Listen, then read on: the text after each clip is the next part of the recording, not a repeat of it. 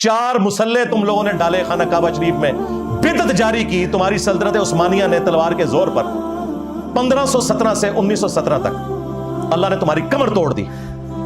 World war 1 کا ہمیں نقصان ہوا لیکن فائدہ یہ نکلا کہ تمہارا وہ جو جعلی اجماع تھا وہ تو مر گیا، اور سارے مزارات جو بنائے تھے 650 سال بعد بدعت کے اوپر مبنی وہ بھی ختم ہوئے، اللہ کا شکر ہے۔ اور اب امام کعبہ آ کر مقام ابراہیم پہ کھڑے ہوئے ہیں۔ 400 سال تک کوئی امام کعبہ مقام ابراہیم پہ کھڑا نہیں ہو سکا۔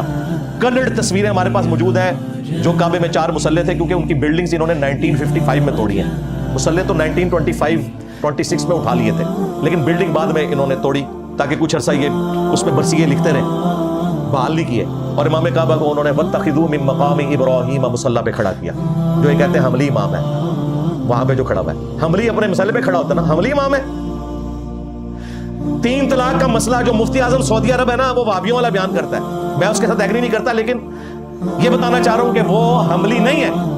شیخ عبدالعزیز بن عبداللہ بن باز 1933 سے 1999 تک مفتی اعظم سعودیہ رہے، انہوں نے باقاعدہ فتوے لکھے ہیں۔ ان سے پوچھا گیا کہ آپ احمد بن حنبل کے مقلد ہیں؟ انہوں نے کہا کہ ہمارا مذہب احمد بن حنبل والا ہے، لیکن ہم تقلید نہیں کرتے، کتاب و سنت کے مطابق فیصلہ کرتے ہیں۔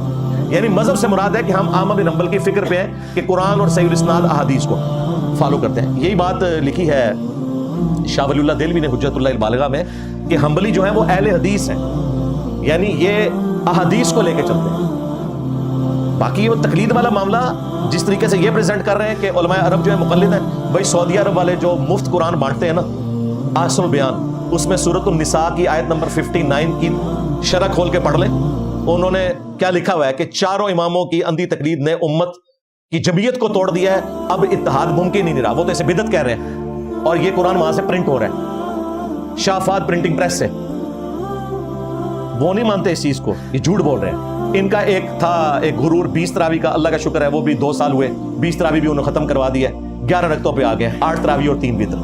لو جی تو 8 تراویاں لبانا بھی کیا، رفع الیدین آمین پہ تو یہ کہہ لیتے تھے وہ حنبلی ہیں یہ ہے، اور اسی لیے دیکھیں نا وہ 4 اماموں کے ماننے والے 20 تراویاں پڑھتے ہیں، یہ بھی خیر ان کا جعلی دعویٰ ہے، وہ بھی ختم ہو گیا۔ باقی پورے سعودی عرب میں آلریڈی سوائے حرمین کے 11 رکعت ہی پڑھی جاتی تھی۔ ایون ام القریٰ یونیورسٹی مکہ کے اندر، مدینہ یونیورسٹی کے اندر، یہ حرمین میں حنفیوں کی وجہ سے انہوں نے 2 امام رکھے تھے، ایک 10 پڑھاتا تھا ایک 10 پڑھاتا تھا، اب وہ بھی ختم ہو گیا، اللہ کا شکر ہے جان چھوٹی۔ ایک انہوں نے بہانہ بنایا ہوا تھا، وہ بھی ختم ہو گیا۔ جھوٹ بولتے ہیں امام کعبہ جو ہے حنبلی ہے، بالکل نہیں، کوئی حنبلی نہیں ہے۔ وہ حنبلی ان معنوں میں ہے کہ قرآن و سنت کو فالو کرنا، باقی وہ تقلید کو تو جائز نہیں سمجھتے۔ اور سب سے بڑی بات، تم نے تو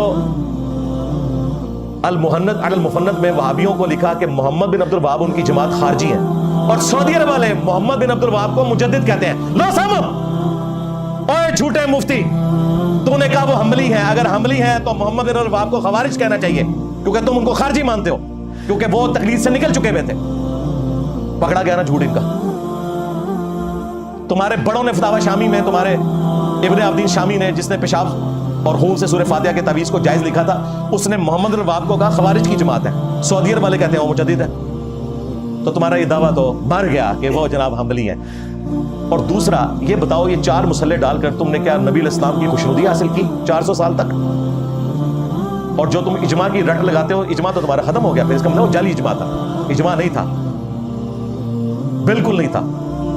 اجماع ہوتا تو اس طرح ٹوٹتا نا اتنے برے طریقے سے۔ اور اب میری پیش گوئی سن لو، قیامت تک کے لیے اجماع ہونا ہی نہیں ہے، کیونکہ اب حنفیوں میں 2 فرقے ہیں، حنفیہ بریلویہ، حنفیہ دیوبندیہ۔ اب 5 مسلح ڈالنے پڑ جائیں گے، اور دیوبندیوں میں بھی حیاتی اور مماتی 6 مسلح، ہاں، اور بریلویوں میں بھی آج کل 3 پارٹیاں بن گئی ہیں، 9 مسلح۔ تو 8 مسلح مکڑے ہی نہیں، ختم ہو گئے بھائی، ختم انشاءاللہ تعالی۔ یہ سارا کا سارا جعلی معاملہ تھا ان کا۔ اور یاد رکھیے گا، ہم اماموں کو کچھ نہیں کہہ رہے۔ آج اگر ہم کرسچینٹی کے فرسودہ نظریات کے اوپر گرفت کرتے ہیں تو عیسیٰ ابن مریم کو ہم کچھ نہیں کہہ رہے ہیں، واللہ، اللہ گواہ ہے اس پہ کہ وہ وجیہا فی الدنیا والآخرہ ومن المقربین ہے۔ اس طرح امام ابو حنیفہ المتوفی 150 ہجری، امام مالک المتوفی 179 ہجری، امام شافعی المتوفی 204 ہجری، اور امام احمد بن حنبل المتوفی 241 ہجری۔ ان کی طرف جو غلط باتیں تم نے منسوخ کر کے ان کے ناموں پہ امت کو توڑا نا، ہم اس کی مخالفت کرتے ہیں۔ ان اماموں نے تو کبھی ان چیزوں کو آن ہی نہیں کیا۔ شاہ ولی اللہ دہلوی جن کو بریلوی دیوبندی اہل حدیث تینوں اپنا مجدد مانتے ہیں نا، ان کی حجت البالغہ یہ پڑھ لیں جس کے سلیکٹو نوٹس ان کو پڑھائے جاتے ہیں، جس طرح احادیث بھی سلیکٹو پڑھائی جاتی ہیں۔ شاہ ولی اللہ دہلوی نے حجت البالغہ میں لکھا کہ امت کی گمراہی کی سب سے بڑی وجہ اماموں کی اندھی تقلید ہے۔ یہ کہتے ہیں وہ حنفی تھے، وہ تھوڑی منجی ٹوک کے گئے ہوئے نے۔ انہوں نے کہا یہ 4 صدی ہجری میں چیز شروع ہوئی تھی اور امت کا بیڑا غرق ہوا اس کی وجہ سے۔ پھر انہوں نے 4 اماموں کے اقوال نقل کیے ہیں، امام حنیفہ، امام شافعی، امام بن حنبل، امام مالک، کہ وہ کہتے تھے ہماری کوئی بھی بات قرآن و سنت کے خلاف ہو اسے چھوڑ دو، اور وہ کہتے تھے کہ سوائے رسول اللہ کے کوئی ایسی ہستی نہیں کہ جس سے اختلاف نہ ہو سکے، اور اس قسم کے کئی اقوال انہوں نے نقل کیے، عوام کے لیے بھی اور خواص کے لیے۔ یہ کہتے ہیں نہیں، مجتہد تو کر سکتا ہے مقلد کے لیے، انہوں نے عوام الناس کا ذکر کیا۔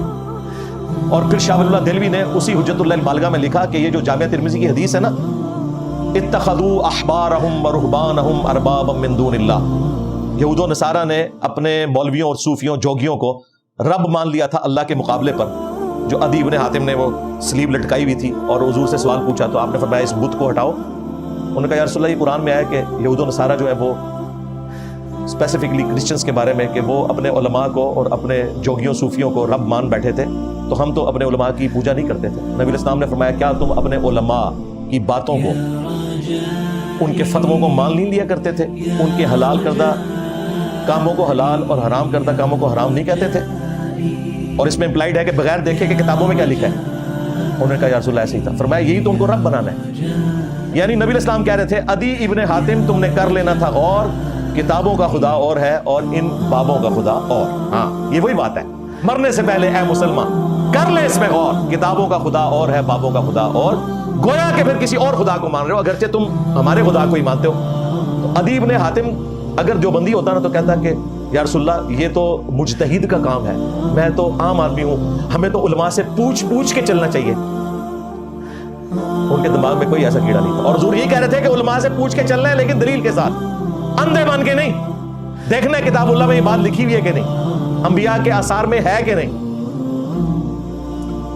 شاہ ولی اللہ دہلوی نے یہ حدیث لکھی، اس کے بعد انہوں نے رزلٹ نکالا کہ یہ حدیث اس بات کے اوپر گواہ ہے کہ اگر کوئی کسی امام کی تقلید کر بھی رہا ہے نا تو اسے ہر وقت تیار رہنا چاہیے کہ اگر میرے امام کی کوئی بات قرآن و سنت کے خلاف ہے تو اسے چھوڑ دیا جائے۔ عوام کو کہہ رہے ہیں مفتی صاحب، وہ مجتہد کو نہیں۔ یہ تو پوچھتے ہیں آپ مجتہد ہیں یا آپ مقلد ہیں؟ شاہ ولی اللہ تو کہہ رہا ہے کہ عام آدمی بھی اسے جب پتا چل جائے کہ صحیح حدیث میں یہ ہے تو وہ چھوڑ دے گا اپنے امام کے قول کو۔ پھر شاہ ولی اللہ نے لکھا کہ امام مالک اور امام ابو حنیفہ کی فقہ میں جو غلطیاں ہیں یہ امام شافعی نے پکڑی، اور انہیں پتا چلا کہ یہ تابعین کے اقوال پر لائے کرتے تھے، اور امام شافعی نبی الاسلام کی مرفوع احادیث کو تلاش کرتے تھے، اسی لیے امام شافعی کی فقہ میں کم غلطیاں ہیں۔ غلطیوں کی وجہ بھی بتائی انہوں نے۔ پھر شاہ ولی اللہ نے ایک خواہش کا اظہار کیا کہ اب چونکہ ہمیں پتا چل چکا ہے، حدیث کی کتابیں آ چکی ہیں، پھر انہوں نے لکھا کہ بخاری اور مسلم یہ اہل سنت کی وہ کتابیں ہیں جن کی تمام احادیث متصل جو روایتیں ہیں قطعی الصحت ہیں، اور ان سے دشمنی رکھنے والا اہل بدعت میں داخل ہے، وہ اہل سنت ہی نہیں، سب سے زیادہ دشمنی حنفی رکھتے ہیں، پڑھاتے بخاری مسلم ہیں اور نماز بغیر رفع الیدین کے پڑھتے ہیں۔ کوئی رفع الیدین شروع کر دے تو کہتے ہیں یہ بغلوں میں بت رکھ کے آتے تھے، مکھیاں مارنا ہے، اور کہتے ہیں عنقریب قادیانی ہو جائے گا۔ وہ تو ہم نے بتایا قادیانی تو تمہارے بھائی ہیں، قادیانی تو خود حنفی ہیں، حنفی بریلوی، حنفی دیوبندی، حنفی قادیانی۔